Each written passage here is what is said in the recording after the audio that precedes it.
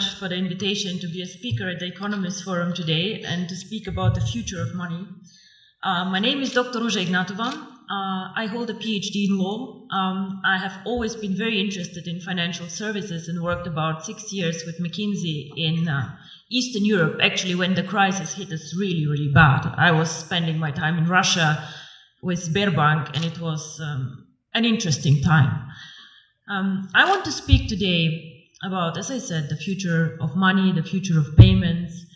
And I am, how to say, a bit sad to listen to the speaker before me, who are having such a gloomy outlook, focusing on all the issues that the region faces, and showing us a future where we have to do a lot of catching up in Eastern Europe, a lot of work, a lot of tasks, a lot of issues. So I would like to take a bit of a different approach. I would like to show people that Eastern Europe can innovate, that Eastern Europe can bring growth, that we are not just a follower country catching up, but actually that we also can show the world that we can do a lot. Our company, which is very young, 1.5 years old, actually writes history currently with cryptocurrency.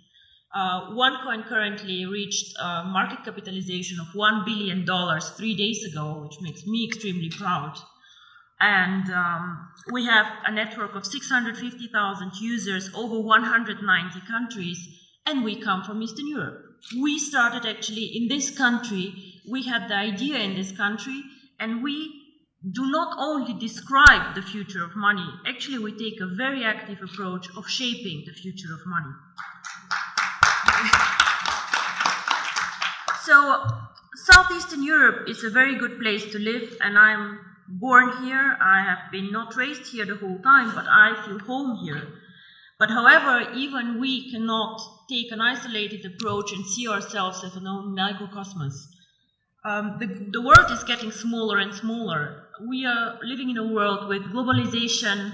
Technology is developing at a speed that makes me dizzy sometimes, seeing what happens around us.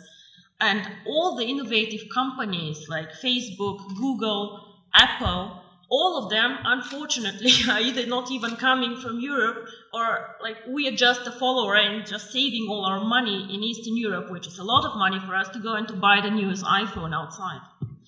So with globalization, the world becomes much smaller, much more transparent, and the needs of consumer and of companies actually change a lot. We have a lot more needs for cross-border transactions. Even as a simple customer, I have to do a lot of shopping, a lot of things outside my country. So, of course, this is a need that we need and we have to address with a company. So, what is the future of money? In my opinion, the future of money, or a big part of the future of money, will be outside the banking system as we know it today. Traditional businesses either will change or new entrants will come in the market. One of the most spectacular entrants that I've been following now for about 5 years is Bitcoin. Now, Bitcoin is a cryptocurrency, the first cryptocurrency, the biggest cryptocurrency currently. And these people who created Bitcoin, nobody officially knows who they are, have my fullest respect for the innovation, disruption, and value creation that they actually did to the financial market. Of course, wherever there's value creation, speculators come, and a lot of turmoil can happen, but these people created something new and something really exciting.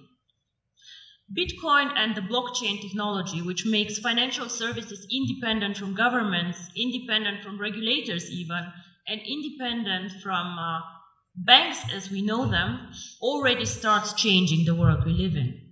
However, Bitcoin until now and the more sophisticated cryptocurrencies have been a payment system, an investment system for the either very sophisticated people out there with a very, very solid IT background, for the smart ones, or for the elite who has a lot of money and diversifies their portfolio with a new exotic investment like Bitcoins.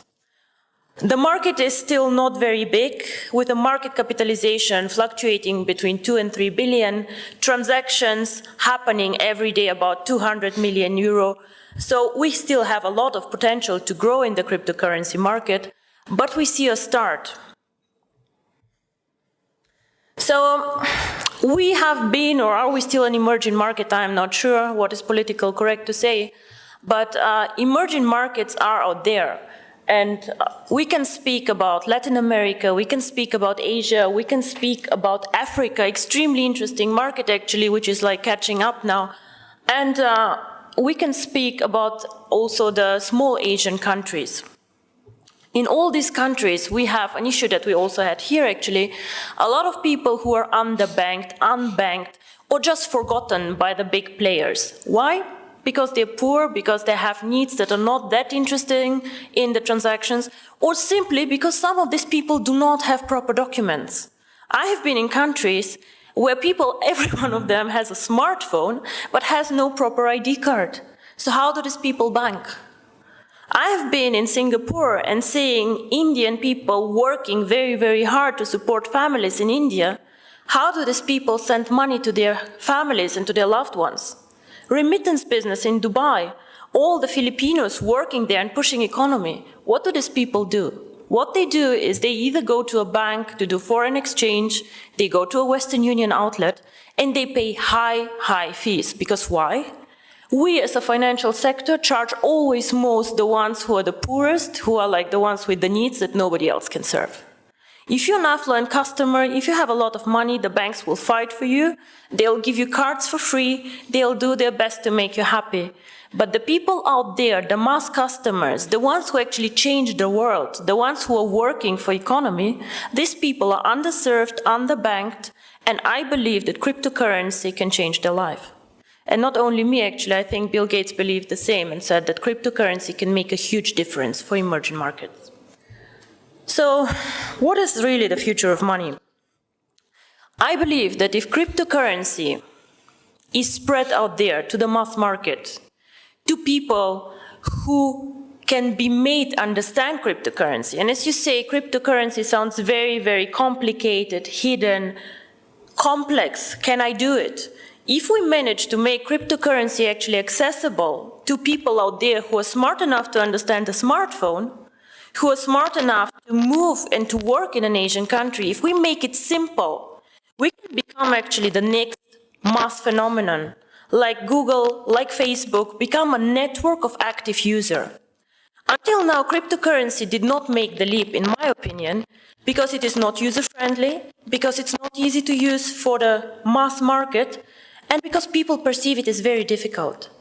So the person or the company who makes it actually to make cryptocurrency easy to use, accessible in the markets that need it, and this is not the US, gentlemen, this is the emerging markets where people want to work with it, to use it. If we make cryptocurrency not only a tool for speculators and investors to make quick money, but make it usable, if we work on KYC, on documentation, on making it transparent and bringing cryptocurrency to the traditional world, with the regulators, by the way, the US actually government, 4 weeks ago, they said that cryptocurrency is actually in a status equal to commodities. So it means that actually cryptocurrency can be treated like virtual gold. Commodities is gold, is silver, platinum, and apparently bitcoins. So the future of money can be searched, I think, outside the banking system because we are still more flexible. We do not fight the issues that the banks have. And because we think that the next big thing is based on technology, on the internet, and on the network phenomenon that we see in all these big companies out there. I think if we manage to provide a consistent strategy, a case to use the currency, and an easy access, which is aligned with the regulators out there, transparent, safe, cryptocurrency can actually be one of the preferred methods of payment, and not only bank transfers, card transfers, and all the traditional ways that we deal money with. My future, or my vision actually, is the one card, making cryptocurrency one currency like the euro, like the dollars, that you just can go and spend with your card, which can be a Visa, MasterCard, China Union Pay, whatever. Make it a real currency that people just can go and spend out there. I have done my job whenever all of you can go with their card and just spend $1 for a dinner. This is when cryptocurrency actually became real for me. And I'm very, very curious how the next 2 to 3 years will work out for all of us. And I hope I'm right, that the future is with technology and with us. Thank you very much.